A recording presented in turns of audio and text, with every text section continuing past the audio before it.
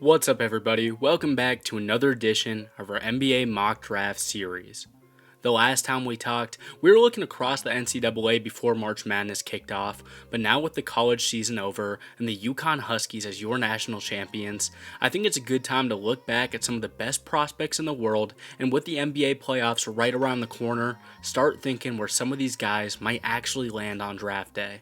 Last time I met with you guys, we used a lottery simulator to determine draft order, and it seems like you guys are still 50-50 on if we like that or not. So for this one, we're going purely off team standings, no lottery. So with all that out of the way, the Pistons are up, and we enter our latest NBA mock draft from Next Man Up Sports. Let's go. With the first pick in the NBA draft, the Detroit Pistons select Zachary Richeche out of JL Bork.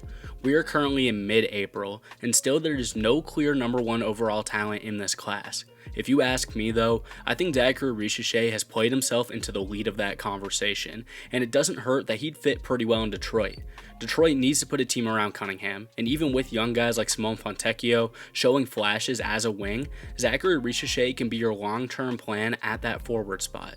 He's an elite shooter from deep, he's incredibly smart when it comes to filling lanes in transition, and late into the year where his shooting has come back down to earth from his incredible start to the season, his dribble moves have developed, which have helped him create more space in the half court.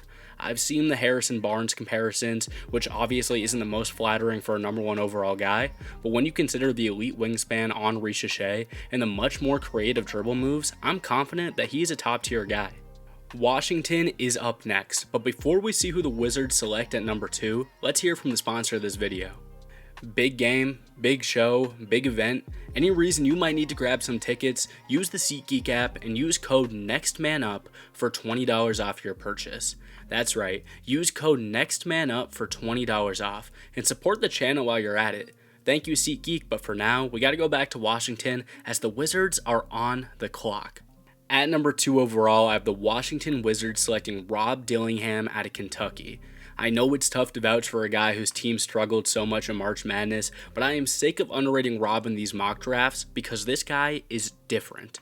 Rob is 6'3", maybe 125 pounds. I mean, this guy is incredibly skinny, but we've seen him start to put on that muscle mass to hang with the professional level talent, and even though he is not an elite defender, I see an engaged player on that end of the ball despite being in a bad system. I haven't even mentioned his offense, and I almost don't have to. Rob will find a way to get to his spots, and he is a tough shot maker. And you can tell that's the case by only 3 seconds of highlights. It's very obvious. He has elite offensive potential. The Wizards really just need talent. The Wizards need a true point guard. And if they plan to build around Jordan Poole in the backcourt, I don't think the consistent scoring of Rob Dillingham is going to hurt. At number 3, I have the San Antonio Spurs selecting Stephon Castle out of UConn. Stephon Castle was a guy who boosted his stock pretty dramatically with his March Madness run, highlighted by a 21-point game in the Final Four, and of course, a national championship. I've always liked Castle. He's a 6'6" true point guard, he knows how to play within the system, and he's an active perimeter defender. He had problems shooting from deep early this year, which did hold him back, and 29% is not good on paper, but throughout the year, we saw the freshman's confidence improve, and his jumpers started falling more often. Wembanyama needs a true point guard on his squad, and I think Castle is just a match made in heaven. At number 4, I have the Charlotte Hornets taking Alex Sarr out of Perth. Alex Sarr was a consensus number 1 guy for a while in this draft cycle, and although I still think he's one of the best in the class, there are a couple of question marks for me. Like many of the young French prospects that we've seen lately, Sarr is bouncy, he has a long wingspan, and he loves to get his hands on shots. He's going to be a stellar interior defender, and I like his back to the basket game. He's not going to give you much when it comes to spacing the floor, and when his mid-range game is on, that's not much of a problem. I just can't promise that he's always going to be making those shots, which does worry me. Brandon Miller is going to be great. LaMelo is already great when he's healthy, but I think you could use more in the front court if you're Charlotte. I know some of you like Miles Bridges, simply I don't, and I think bringing in a dynamic defender like Sarr next to Mark Williams could be a really solid duo going forward. At number 5, I have the Portland Trailblazers selecting Ron Hollins from the G League Ignite. Unfortunately, we haven't seen Ron Holland play basketball in a little while as he sat out the rest of the G League season with injury, but Ron, he can really do it all. He's incredible at pushing the pace in the fast break offense, and as a small forward, is someone that the Ignite trusted to have the ball in his hands more often than not. His deep shooting wasn't great, but I've said it before and I still believe that the fundamentals of a good shooter are there with his game. Portland needs to work on developing that Scoot and Simons backcourt, and giving them an explosive young wing to work with seems like it will only benefit the development of that duo, especially if guys like Jeremy Grant and DeAndre Ayton don't end up staying for the long haul. At number 6, I have the Toronto Raptors selecting Cody Williams out of Colorado. I'm a huge Cody Williams fan. I even had him going number 1 in my last mock. But unfortunately, some of his biggest weaknesses were shown in March Madness. Cody, he can shoot the hell out of the ball, hanging over 40% from 3 on the year. Not to mention with his frame, he has some really interesting moves in his bag when he drives to the lane, and he has the ability to kick it out if he gets in a tough spot. His weakness is that sometimes it feels like he can get lost in the game a little bit. To be more specific, I don't know if he works well as that superstar player, but rather an elite second option at best. If Toronto takes him, I like the idea of him being that elite second option for Scotty. And we know the Raptors like their tall wings who can shoot, so it feels pretty on brand for the rebuilding Raptors to go after Cody Williams. At number 7, I have the Memphis Grizzlies selecting Donovan Clingan out of UConn. Donovan Clingan was one of the centerpieces of this incredible 2024 UConn squad, arguably the best player on that team, and he's proven that his game will work in the NBA. The 7-footer does a couple of things really well, and blocking shots and working as a lob threat are the prime two. Clingan has incredible defensive awareness, rebounding ability, and an improved touch around the rim. Clingan has missed time, and he's not a player you look to feed on the offensive end, but with the Grizzlies getting an early selection and Steven Adams being moved on from at the deadline, grabbing a defensive-oriented big to pair with Jaren Jackson is actually a really exciting idea for the Grizzlies, who look to contend again going forward. At number 8, I have the Utah Jazz selecting Dalton Knecht out of Tennessee. Dalton Knecht pushed the Tennessee Volunteers to an Elite 8 appearance, where along the way, he showed that he was arguably the best player in all of college basketball. Knecht is a pure 3-level scorer with elite jump shooting as well as incredible sparks of athleticism, which allow him to make big plays when he's driving to the hoop. If Jordan Clarkson's 2024 numbers signify a downturn for his career, the Jazz are going to need another guard who can score at will, and I think Knecht is that guy. We do have to keep in mind that Knecht is one of the oldest players in this class at 23 years old, which does hold him back from cracking the top 5 range, where he may have belonged if he was a little bit younger. At number 9, I have the Houston Rockets selecting Montas Buzelis from the Ignite. Houston fans never really like what I do in these mocks, so I'm just going to try my best here, guys. Based on what we've seen in previous classes, Houston has attacked the guard position, and without a true big man holding a lot of value in this spot, I'll give them a versatile 4 or 3 depending on what sort of lineup they run. And with his shooting ability and confidence to put the ball on the floor, I imagine Buzelis will be a pretty good fit in the Ime Udoka system. He's not a playmaker, and his early season woes for the Ignite leave some questions for me, but at 9, I can't deny that Houston is getting some great value with Montas, so I hope you Rockets fans are happy. At number 10, I have the Atlanta Hawks taking Reed Sheppard out of Kentucky. This is a guy that I get flack for my takes on all the time. But at 10, I do have Reed Sheppard. I honestly don't know how long Trae Young and DeJounte Murray will continue to be the backcourt duo in Atlanta. And with Reed Sheppard's incredible shooting from deep and his shocking efficiency as a pick-and-roll ball handler, I think Atlanta would be happy to bring him in. I do think his lack of size is going to be more of a problem in the NBA, and where at Kentucky he picked up a lot of steals simply by showing a ton of effort on defense, I think that his defensive ability isn't nearly refined enough where I consider it to be an extreme strong point like a lot of scouts do. He's solid, but I do have him a little bit lower on my rankings than a lot of people would. At number 11, I have the Chicago Bulls selecting Tajon Salon out of Cholet. With a lot of guards projecting to be taken near the top of this draft, I do have Chicago going in a different direction with Tajon Salon. Salon is about as raw as it gets. He plays over in France for Cholet, and although he plays in more of a spot-up shooter role, he does that so incredibly well that he's drawn draft attention. He has the size to play the 3 or the 4, he looks like he can shoot the lights out on any given night, and kind of like Ricochet who went number 1, I'm starting to really like Salon's full court development where he can make plays for others in open space. Salon will have to develop, but it seems like the Bulls will have a lot of time to invest in the young forward, considering I don't think they're trying to compete anymore. At number 12, I have the OKC Thunder taking Jared McCain out of Duke. Maybe I'm just selecting with the vibes here, but putting a talented off-ball player like Jared McCain next to Shai Gilgeous-Alexander in OKC would be must-see basketball.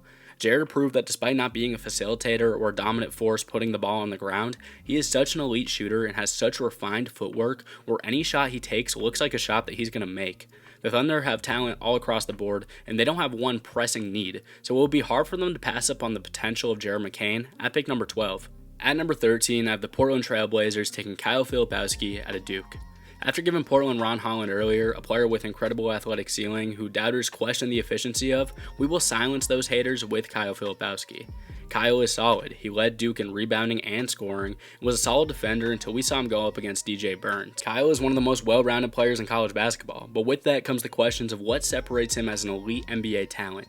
If he continues to be a force on the glass and is an efficient scorer inside the arc, he's good enough to earn minutes in a very weak Trailblazers front court that could use some more talent. At number 14, I have the New Orleans Pelicans selecting Nikola Topic at a Red Star. Like every other mock I put out, here's the time where I give my Nikola Topic take. I understand that he's a creative ball handler and has an elite playmaking sense, and for a team like New Orleans who could use a pure distributor, I really like the fit. But I'm truly worried, and I don't understand how more people aren't worried about his offense. Look at his clips. He makes crazy contested layups, but he is never taking open shots unless it's in transition, and even then, he is nowhere near an elite talent as a shooter, so I don't know how easy it will be for him to even score in the NBA. If Topic was an elite defender, I would move past that, but he's just average on that end. So whichever team drafts him is going to have to be completely bought in on his creation for others and confident that they can develop his game in some other aspect. For the Pelicans, they have their shooters, they have rebounding, so they can bank on him being a pure distributor, but another team in this range, I'd understand if they didn't. At number 15, I have the Miami Heat selecting Terrence Shannon out of Illinois. Terrence Shannon took some time in college to hit his stride, but after watching that incredible run he led Illinois on, I think a team that prioritizes taking polished college talent will take a shot on him early. To me, that screams Miami Heat. The Heat could always use another versatile wing, and if they're continuing to keep a championship window open, they probably don't want to spend time developing a project player. Shannon has had some pretty extreme off-the-court issues that might hold him back come draft day, and I'm not looking past that. But we still saw Brandon Miller go number 2 last year, so for now, I have to keep Shannon in my mocks until any more news comes out. At number 16, I have the Philadelphia 76ers selecting Jacoby Walter out of Baylor. A team that drafts Jacoby Walter is one that wants a willing shooter with off-ball tools, but not someone that you really allow to run the offense. I think Walter is an incredible fit in Philly. We've seen guys like Shake Milton and Danny Green work in that exact role for the Sixers, and Walter reminds me of those guys, except honestly, much more of an athlete. Walter showed flashes of finishing around the rim at Baylor, but I really think that he's at his best when he is doing that efficiently, and that's not necessarily what we saw for a majority of the season. But with his shooting touch and his plug-and-play ability, I think Philly would consider Jacoby a steal at 16. At number 17, I have the Toronto Raptors taking Jacoby Walter's teammate, Yves Missi, out of Baylor. I know Raptors fans tend to like Jakob Poeltl, and his contract does suggest that he'll be around for a while, but I think Yves Missi has some insane high-end potential, even if he plays more of that Chris Boucher role. I've made this comparison before and I'll do it again, because Yves Missi's game reminds me so much of Clint Capella. Don't forget, Capella was an elite big man back in Houston, and with Missi's pick and roll offense, his defensive timing, and his strong frame, I see his game working in the NBA seamlessly. In a class that is admittedly pretty weak, I feel like you walk out happy grabbing Missi if you're Toronto, especially considering the risk of taking a guy like Cody Williams, like I mocked them earlier. At number 18, I have the Atlanta Hawks selecting Tyler Smith from the G League Ignite. Atlanta has so many wings, so I understand being hesitant to take another one here, but at 6'11" with a jumper like Tyler's, I think you figure it out. Tyler Smith was overlooked in the Ignite for most of the year with Holland and Buzeles seen as the blue chip prospects, but it is not often that we see a near 7-footer with this ability to stretch the floor, and he has shown on occasion he'll beat you to the basket as well. He has the makings of a top 10 pick, and I've even mocked him in that range before, but realistically he plays no defense right now. He has the build for it, but I can't entirely tell if he just didn't try or his foot speed is really that bad. Realistically, I think that his defense will come with time, but I can't lie and say that doesn't leave him with some doubts going forward, so he does slip down the board a little bit in this newest mock draft. At number 19, we have a guy that I know you guys think should go earlier. It's Isaiah Collier out of USC. The Suns could use another point guard, even if it's just off the bench, and with the overall excitement and hype around a guy like Collier, it feels like a good fit. Remember, Isaiah came into the season with top 3 pick expectations, but injury, mixed with a shooting slump earlier in the year, really held him back. He draws comparisons to really any high-flying point guard who has that innate ability to finish with authority around the rim, but he isn't an elite playmaker, and at 6'5", it leaves me questions on if he's even a 1 or if he's really a 2. He is a younger prospect with a freakish athletic build, and he really didn't put things together until late in USC's season, which admittedly was incredibly underwhelming. So with that being said, I don't know if scouts will be sold on him come draft day, so he does slip down the board, but I gotta understand why Suns fans would be happy to take a point guard with so much potential. At number 20, I have the Orlando Magic taking Kel'el Ware out of Indiana. Kel'el Ware is a monster down low when he wants to be, but he just doesn't put in the effort, I understand. When Ware is on, he's an extremely talented true big man with back-to-the-basket abilities and an insane way of working on the glass. But with his college career being disappointing in both Oregon and Indiana, he's fallen down draft boards quite a bit. The Magic could use another big, and with so much talent coming from Ware, I think they just need to tap into his mental game and have him work with the other young talent in Orlando. If they get the most from Kel'el Ware, he will be a playable big man in the NBA from draft day and would honestly be considered a steal. At number 21, I have the New York Knicks selecting Johnny Furphy out of Kansas. Johnny Furphy stepped up in that Grady Dick role that Kansas tends to have on their team, and I liked what I saw from him, especially towards the end of the season. Furphy is smooth with the ball in his hands, he has great shooting touch, and I like his footwork when he's setting up his shots. He is really skinny, he's raw, and he doesn't have that defensive intensity like Grady did, but for a Knicks team that likes to shoot the three ball, I think Furphy is a fun developmental piece that could have a lot of potential. At number 22, I have the New Orleans Pelicans selecting Ulrich Kamshi out of Cameroon. Ulrich Kamshi is sort of the mythical creature of this draft. He's the youngest player in the class, and he's a skilled big originally from Cameroon. It's hard to find a lot of film from this guy, but he has NBA size and would be a ball of clay for a developmental unit to work with. He is incredibly raw, definitely could use some time in the G League, but if all goes according to plan, NBA GMs seem to think that he could become one of the most talented players in this entire class. At number 23, I have the Cleveland Cavaliers selecting Bobby Klintman. Klintman reminds me a bit of Tyler Smith, who I talked about earlier. They both have incredible size and are elite from three-point range. The difference between the two is that I think Klintman needs some more refinement on his dribble moves, and he doesn't run the lanes as well as you'd want him to. When Klintman is in his bag, I don't know how you stop a guy that big with the automatic green light. But for Cleveland, they may need to understand that it'll take more time to develop this young talented forward, but I think they have time to do that, whether it's off the bench or in the developmental league. At number 24, I have the New York Knicks selecting Tristan da Silva out of Colorado. Da Silva is on the older side for this class, but it's hard to see how well he played for the Buffs this season and not see the NBA translation. This guy can shoot, he's aggressive on the glass, and we've seen many times that he can show athleticism on the defensive end and rack up blocks. He's kind of a tweener small forward, power forward combo, and I don't know how high his ceiling truly would be in the league, but for the Knicks, who have carved out an extremely important role for a guy like Josh Hart, I think Tristan da Silva could learn a lot in the New York organization. At number 25, I have the Milwaukee Bucks selecting Devin Carter out of Providence. Devin Carter was incredible this year, and we know the Bucks pride themselves on putting a defensive-oriented team together, so Carter would fit right in. His perimeter defense is incredible, his pick-and-roll decision-making is elite, and his three-point shooting is no joke. Carter is coming out of the draft as a junior, and honestly, he didn't really showcase many of these positive traits until this season, so you do have to worry a little bit if this year was a fluke. But this far down the board, the value of Carter is too good to pass up. At number 26, I have the Washington Wizards selecting Zach Edey out of Purdue. Wizards fans, don't be mad at me. I let you guys take the fan favorite with Dillingham earlier, so now let's talk about a guy you probably don't like. I understand Zach Edey is old. I understand you might only think he's good because he's tall, but he's an incredibly hard worker with a deeper offensive bag than most at his height, and at the very least, he is a spark plug big man off your bench.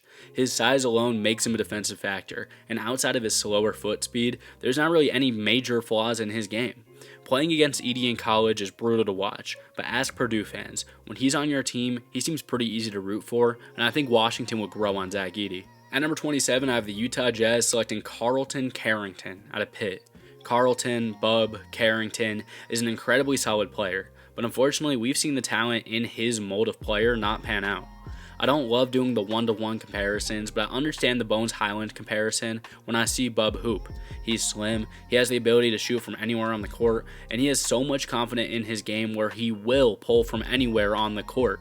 Unlike Bones, I really appreciate Bub's willingness to crash the glass though, but at 6'5", 190, I don't know how often that'll help him in the NBA. He's an offensive menace, but with that frame most likely hindering his defensive potential, he slips down the board all the way to Utah at 27. At number 28, I have the Denver Nuggets selecting Pakem Dadiet. Pakem is the definition of under the radar, and adds to the list of talented young French players who I expect to hear on draft night in 2024. Dadiet has great size, he is very strong, and he has a feel for the game which allows him to knock down easy shots routinely. He is not refined at all. He is not an elite ball handler, but he is a consistent shooter with a growing frame and great athleticism. Denver always needs guys who can work off ball, and with that yet looking more and more impressive overseas, I think you take a chance on a guy who really thrives in the off-ball game, but is showing that he's looking to improve with the rock in his hands. At number 29, I have the Minnesota Timberwolves taking Keyshawn George out of Miami. Keyshawn George is a really interesting prospect, and he's grown as a player, but also generally just grown in height to be a very interesting perimeter talent now. He didn't get an elite amount of touches at Miami, especially considering he had to share the ball with Wooga Poplar and Nigel Pack. But when he did get the ball, he was one of the best catch and shoot players in the entire ACC. And although his movements are still a little awkward adjusting to his height, there are plenty of examples of him finishing really creatively around the rim, which adds to his offensive game. His awkward movements are going to make defense tough at the next level, but this guy has so many pro tools that you have to consider him throwing him in the mix if you're drafting for the Timberwolves. At number 30, with the last pick in this mock draft, I have the Boston Celtics selecting Harrison Ingram out of UNC. The Celtics don't have any pressing needs. We know they're elite. So why not get one of the most elite role players in college basketball with Harrison Ingram? Ingram understands offensive spacing at the next level, and like most prospects we've talked about, he's just lights out from three. With that all being said, I really like the aspect of his game that includes his backdoor cutting and his ability to just bulldoze to the rim when he is tailing in transition. Ingram doesn't really have that superstar potential or an X factor that a younger, less competitive team would look for with a pick, but with the Celtics trying to build a perennial title contender here, having someone who is ready to play from day one and can be a cheaper option than some of your role players going forward, I am all for bringing in Harrison Ingram. I think he's an incredible fit. So there it is. That's the most recent NBA mock draft that we have for you guys. You can pause the video right now if you want to see the final mock. But aside from that, that's all I got. Leave a like if you like, subscribe if you want to see more, and comment which picks were your favorite and which ones you may not have liked. This was Next Man Up. We'll see you in the next one. Peace out.